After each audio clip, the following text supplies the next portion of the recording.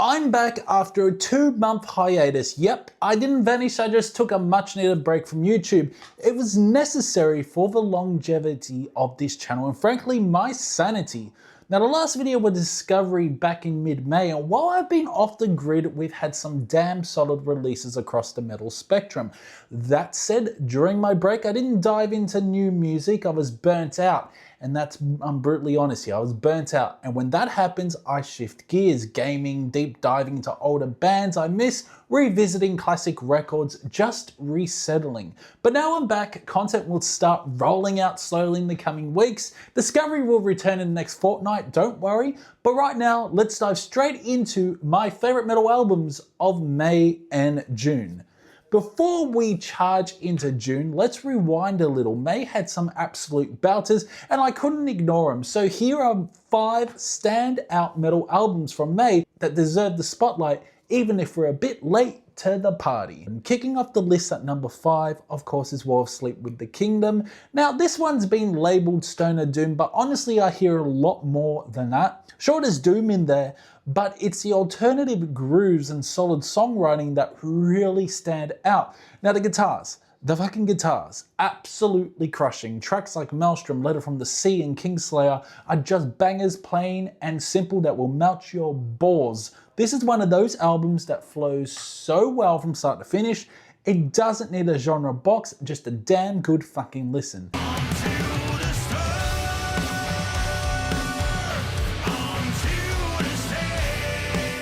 Coming in at number 4 is none other than And Oceans with The Regeneration of Antinary. This band has always walked the fine line between chaos and elegance, and once again, they've delivered. What I love about this album is a seamless fusion of like icy fucking black metal ferocity with glitchy, out-of-worldly electronics. It's got that cosmic black metal energy, dissonant chords swirling like a nebula, while synth textures pulse underneath like the hum of a dying sun. Now tracks hit hard with blast beats that collapse into eerie atmospheric interludes, then erupt again into manic fucking vocal assaults that feel both inhuman and deeply personal. It's fucking theatrical, it's sci-fi, it's black metal, but it never loses control. It grabs you and throws you through a psychological wormhole, and by the end of it, you're not quite sure what reality you've landed in. One of the most creative and mind-warping black metal albums I've heard in recent months. This one's a journey.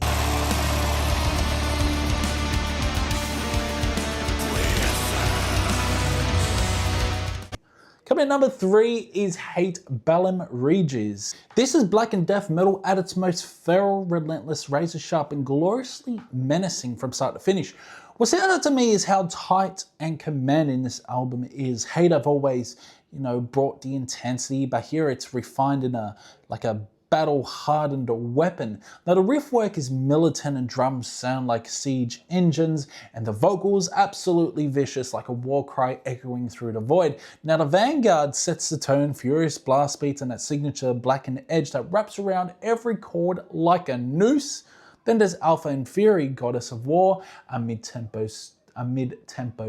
stomper that oozes dread and power. But the real surprise for me was Ageless Harp of Devilry. That song is anthemic yet utterly evil in tone. There's a ritualistic atmosphere throughout the album, like you're witnessing a sacrificial rite in some ancient desolate kingdom. The reduction is raw yet modern, giving everything enough clarity to feeling the intricacies in the chaos. It's catchy, it's heavy, and most importantly, it's addictive. I've spun this one countless times. It was my number 1 for a very long fucking time, and honestly, it still feels like it some days a beast of an album.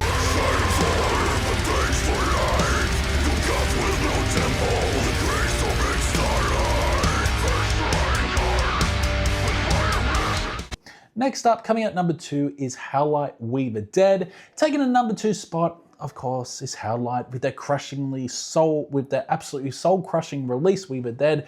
This is without question the best funeral doom metal album I've heard all year, and maybe one of the finest in the genre in recent memory. Now, it's slow, every track dragging you deep into this realm of grief and ruin. The riffs are glacial, massive walls of distorted sorrow that move like tectonic plates. You don't just hear this album, you feel it in your bones. There's a real weight behind every chord, a sense that you're trudging through the ashes of a world long dead. Now the vocals are pure agony, cavernous, raw, and dripping with despair. They echo like chants from a forsaken crypt, adding to the already overwhelming emotional density of the music. And yet, within the bleakness, there's fucking beauty. The melodies are subtle but profound, shimmering just beneath the surface like a dying ember glowing in the darkness. It's this contrast that makes We the Dead so powerful. I love this album so much I had to get it on physical copy. It deserves to be experienced properly. Headphones on, lights off, and let this album consume you. It's a slow burning, methodical, and completely unforgettable. Doom doesn't get better than this.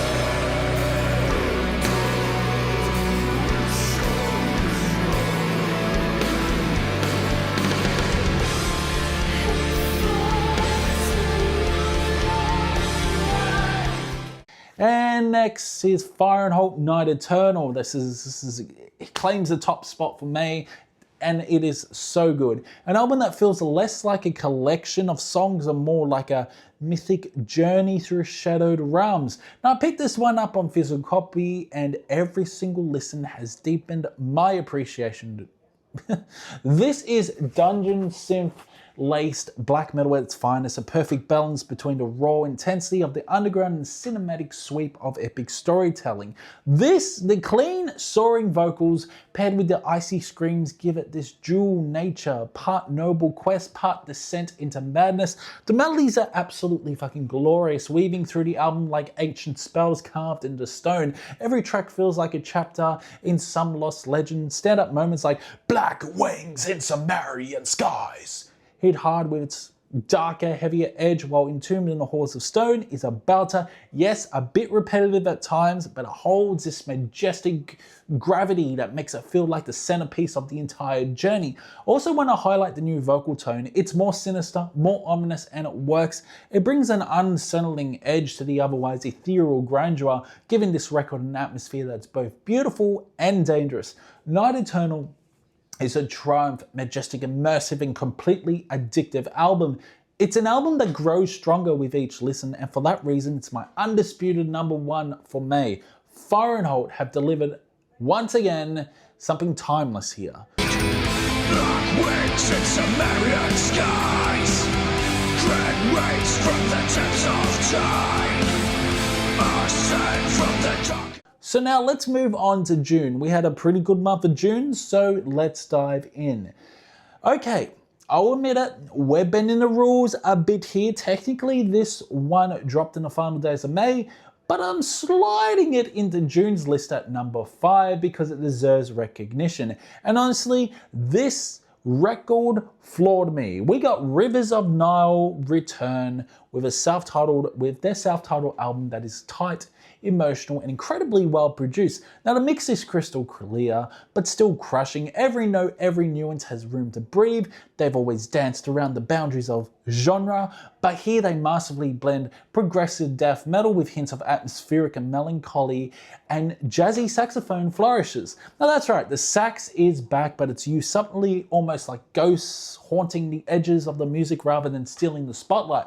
It gives the album this haunting, dreamlike texture that elevates the emotional weight. Every track hits hard, whether it's the riff-driven fury, the ethereal ambience, or the deep introspective mood. This album never fucking lets up. It's heavy, not just sonically, but emotionally. Rivers of Nile is a bold statement from a band evolving, refining, and pushing themselves into new terrain without losing their core. It's immersive, honestly, and brilliantly crafted. Easily earned its top spot in my June top 5.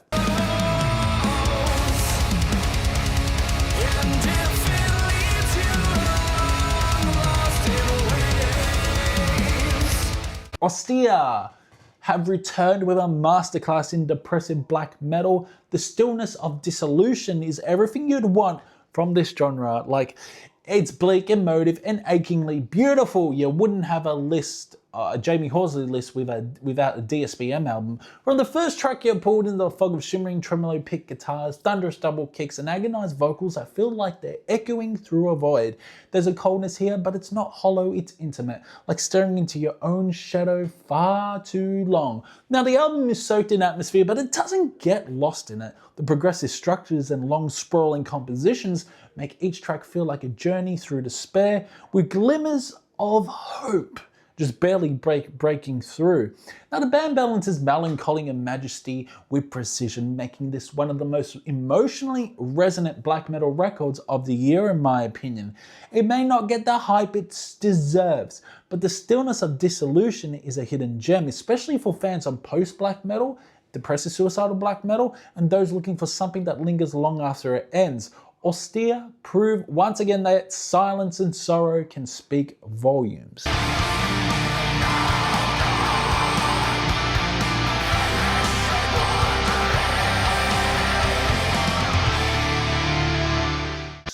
Number 3 is Catatonia, Nightmares as Extensions of the Waking State. That's a mouthful. Yes, the title is a mouthful, but this is vintage Catatonia with a modern twist. Now, Nightmares as extensions of her waking state sees the Swedish legends return with an album full of melancholic grooves, crashing guitar tones, and Jonas's unmistakable vocals guiding us through the gloom.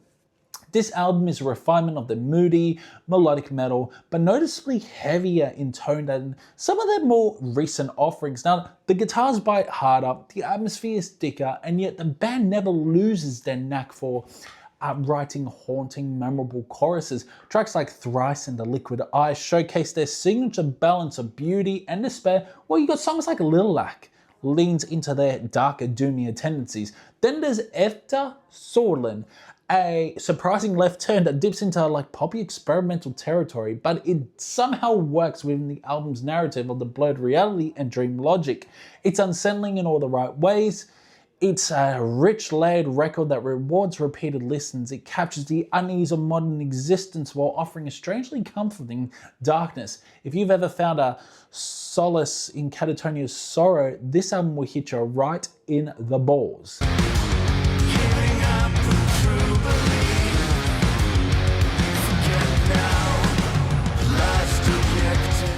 Number 2 goes to Lord of Belial, Unholy Trinity. This album absolutely slaps with that classic Lord Belial sound, but everything here is tighter, dark, and far more intense. The production has taken a huge leap forward compared to previous efforts. It's raw but clear with a real punch that brings out the atmosphere and chaos. The drums sound incredibly organic and the riffs are drenched in sinister melody without ever losing their venom. Vocally, it's fucking wild, shrieks, growls, whispers, it's all there. It adds to the bleak landscape they paint.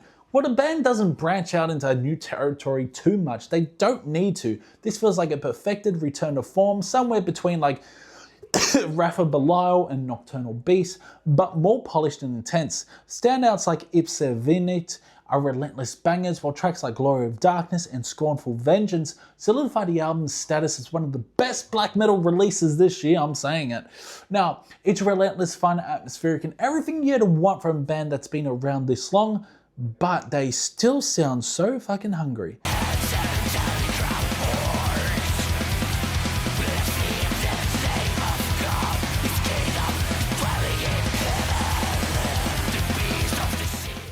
Coming out number 1 for June is none other than Sodom, the Arsonist. Now, let me just say it outright. This is easily my most played album of the year. So far, I've been spinning this one constantly, whether I'm chilling driving or just zoning out with headphones. Sodom are back in full destructive force, and the Arsonist proves why they're still absolute legends in the thrash scene. What grabbed me immediately was the rawness. This is not overly polished modern thrash. It's gritty, it's nasty, it's violent, and yet it's so tight and well written.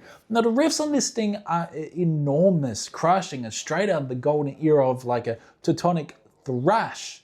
Honestly, this album could sit beside classic Curator of Destruction, not feel out of place. Trigger Discipline is another standout with relentless pace and those old school palm-muted chugs that get you amped. Witch Hunter brings in that eerie, darker atmosphere, more evil, almost blackened in its tone, with lyrics that crawl under your skin. Then there's Taphophobia. What a track. It's got that suffocating tension with relentless drumming and sinister guitar work. It's a song that feels like it was carved out of pure aggression and anxiety. Even the production helps sharp, but with enough grime to make it feel authentic and old school. This isn't an album that tries to reinvent thrash. It's not experimental. It's not trying to be anything other than pure Sodom, and that's why it rules. There's zero filler. Every track feels like it's been sharpened for war. You can feel the energy, the fire, the rage. If you want an album that punches you straight in the fucking face and then drags you through barbed wire for 50 minutes, The Arsonist is it. So yeah, easily number one for me. Pure thrash fury, executed flawlessly. Sodom, just take a fucking bow.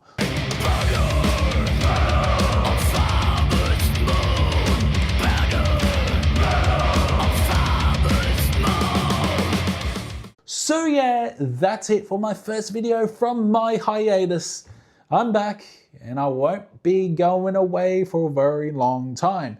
You guys will be sick of me in the next few weeks. So yeah, let me know your favorite metal albums. Let me know what I've missed. I did indeed miss a lot of metal over the past 2 months, but yeah, I was just burnt out. I'm basically like a candle. I burnt out, no more candles, but I bought a new candle and I'm fresh and ready to create more content. Light that wick and off I go. So yeah, let me know your favorite metal albums. It's been fun and I'll see you in the next one.